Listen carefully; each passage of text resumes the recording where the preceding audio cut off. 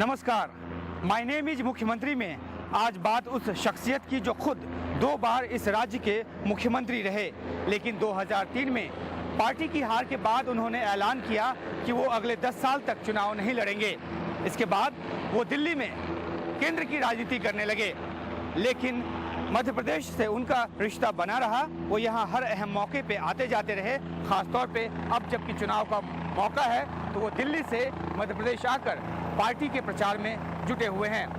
तो आइए मिलते हैं दिग्विजय सिंह से।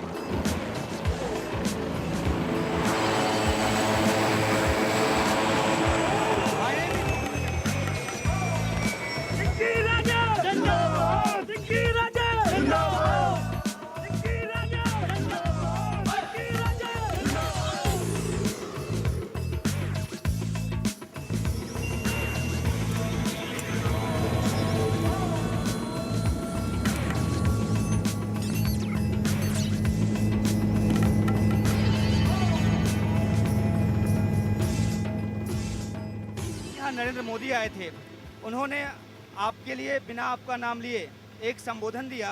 उसमें उन्होंने कहा कि कांग्रेस की जो झूठ बनाने की जो मैन्युफैक्चरिंग फैक्ट्री है, आप उसके चेयरमैन हैं। किस तरह की भाषा है और किस तरह आप लेते हैं इसको? पहली बात तो यह है कि नरेंद्र मोदी जी, मैंने एक भी झूठ कोई बोला हो तो बता दें, जबकि उनके बोले गए 300 झूठ मैं प्रमाणित कर सकता हूं। सबसे पहले शुरुआत तो करूंगा जो उन्होंने कहा कि सरदार वल्लभ भाई पटेल की अंत्येष्टि में, दाह संस्कार में पंडित जवाहरलाल नेहरू नहीं गए।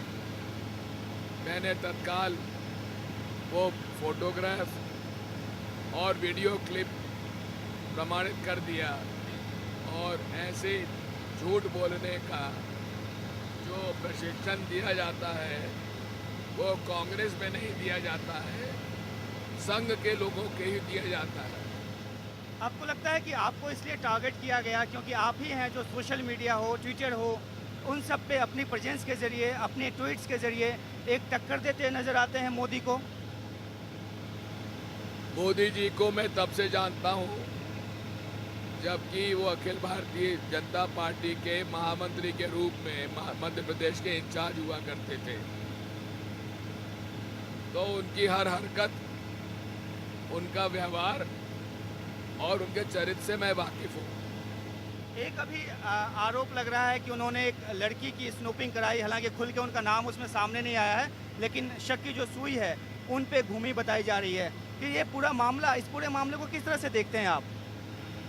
इसमें 2-3 महत्वपूर्ण प्रश्न हैं। किसी भी महिला को अगर आपको प्रोटेक्शन देना है तो इस तरह से प्रोटेक्शन की आवश्यकता नहीं है जिस तरह से उन्होंने कहा है। जिस तरह के मोरल हाई ग्राउंड के साथ बीजेपी ने अपना प्राइम मिनिस्टरियल कैंडिडेट के तौर पे उनको पेश किया, आपको लगता है कि इस मामले के खुलासे के बाद बीजेपी को रीथिंक करना चाहिए?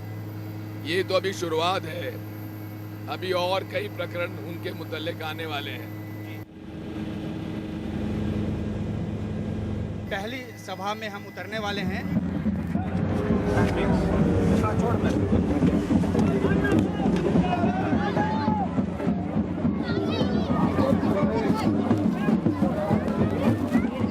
जो पहली सभा है वो हेलीपैड के पास ही है, इसलिए दिग्विजय सिंह पैदल ही चल पड़े हैं उस सभा की तरफ, और उनके पीछे ये जो उनको सुनने के लिए जो लोग आए हैं वो उनके पीछे चल रहे हैं। प्रदेश एवं देश की माटी के सपूत राजा दिग्विजय सिंह जी, हमारे जनगण के लाडले नेता हमारे बीच में पधार चुके हैं। मुझे बहुत अच्छा लगा जब नई पीढ़ी, अब हम और मेहरबान तो हो गए, पुराने बूढ़े होते हैं, अब नई पीढ़ी आगे आ रही है।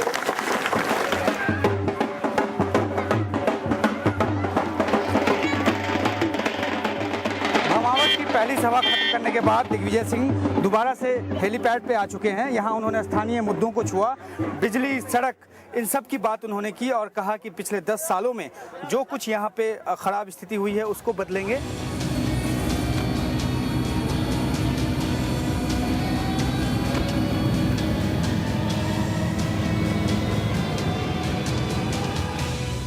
भाजपा शिवराज सिंह के किए काम के आधार पे वोट मांगती है, जबकि वो पहली सभा में हमें जो शिकायतें सुनने को मिली वो बिजली और सड़क को लेकर खास शिकायतें थी, जिसका सबसे ज़्यादा जो विज्ञापन है वो अखबारों में देखने को मिलता है। दिग्विजय सिंह जी, जो विकास के दावे किए जा रहे हैं और जिस तरह के विज्ञापन दिए जा रहे हैं, कहीं ना कहीं कांग्रेस उस प्रचार को तोड़ पाने में नाकाम रही है। ये भी एक स्थिति है कि बहुत ज़्यादा मेहनत करनी पड़ रही है आप जैसे लीडर्स को। ऐसा नहीं है, विकास केवल कागजों में विकास है, केवल समाचार पत्रों और मीडिया में विकास है। वास्तविकता आपने देख ली, सड़कों की हालत खराब, बिजली मिलती नहीं है, जो सिंचाई योजनाएं यहाँ चालू की थी वो बंद कर दी गई। आपने खुद ने देखा है मौके पर किसानों ने अपनी क्या बात कही है। शिवराज सिंह जी और भाजपा केवल प्रचार करती है, काम नहीं करती। लेकिन इसका एक जो पहलू ये भी है कि जिस तरह से 2003 में जब कांग्रेस की सरकार यहाँ नहीं बन पाई, आपने ऐलान किया कि 10 साल तक आप चुनाव नहीं लड़ेंगे, तो एक मजबूत अपोजिशन के तौर पे जो कांग्रेस की आवाज़ हो सकती थी वो थोड़ी सी वो मध्यम पड़ गई। ऐसा नहीं है, हमारे प्रदेश में सेकेंड लाइन ऑफ लीडरशिप बड़ी मजबूत है। दिग्विजय सिंह जी, एक खास बात यहाँ पे भीड़ से एक आवाज़ आई जो मैंने सुनी, उन्होंने कहा कि आपको प्रधानमंत्री के तौर पे देखना चाहते हैं। ये यहाँ के लोग जो हमारे पीढ़ी दर पीढ़ी साथ रहे हैं उनको ऐसा लगता है, लेकिन मेरी जो भी महत्वाकांक्षाएं पूरी हो चुकी हैं। मैं केवल जो कांग्रेस पार्टी का ऋण है मेरे जीवन पर, मुझ पर, उसको मुझे उतारना है। लेकिन जिस तरह से युवाओं को कमान देने की आप बात कर रहे हैं और कमान देते दिख भी रहे हैं, आपके सुपुत्र जो हैं वो खुद राघवगढ़ से चुनाव लड़ रहे हैं, तो वैसे में तो एक अगला जो लॉजिकल कंक्लूजन है वो यही है कि अब केंद्र की राजनीति में ही आप आगे बढ़ना चाहते हैं। अब मैं 2004 से तो केंद्र की राजनीति में ही हूँ और वहीं रहूँगा। मुझे कोई सरकारी पद की कोई महत्वाकांक्षा नहीं है। मैं एक राजनीतिक व्यक्ति हूँ और राजनीतिक व्यक्ति के रूप में ही कांग्रेस पार्टी के लिए काम करना चाहता हूँ। अभी कई सारी चुनावी रैलियों को संबोधित करना है और ऐसे में थोड़ा बहुत खाते पीते रहना भी ज़रूरी है, क्योंकि बहुत ज़्यादा एनर्जी जो है इस तरह की चुनावी सभाओं में जो खर्च करनी पड़ती है।